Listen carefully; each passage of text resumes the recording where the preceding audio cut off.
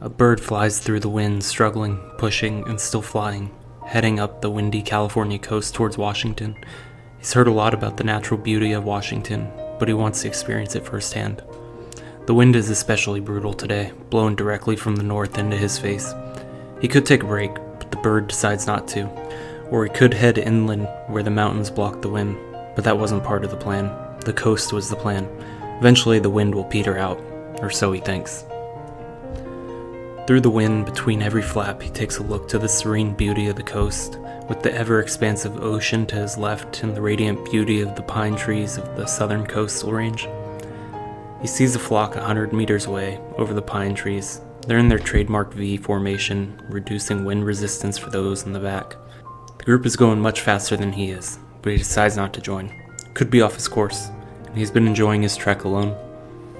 The wind ticks up, putting more force into him. He flaps harder and harder, but on the whole going slower than before. His wings flap, up, down, up, down. Each flap gets him less distance than before. 2 hours of this passes by, and the flock is nothing but a memory as they vanish out of his sight. The wind starts to slow down as he starts to focus less and less on flapping as it becomes easier. He looks around instead of ahead and sees a boat on a lake. This lake looks anything but natural. The waterline looks like an intentional scar on the earth. This feels like a good resting point, he thinks, and he goes down towards the boat.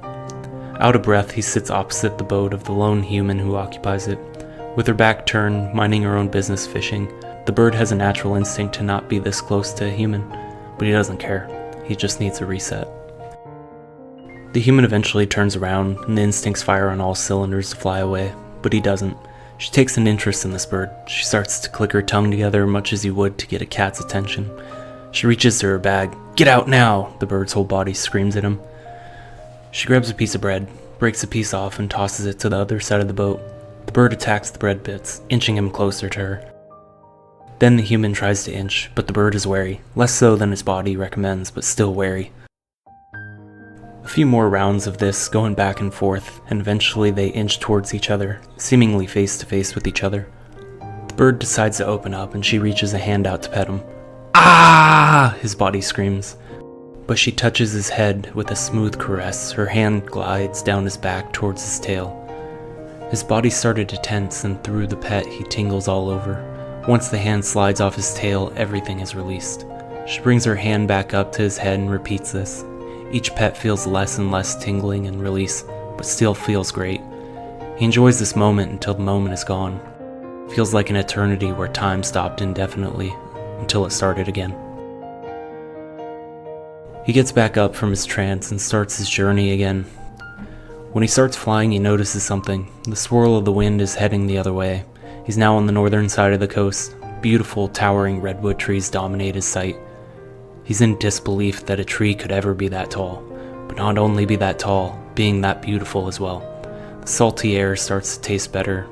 The sun starts to set and a yellow haze fills the sky.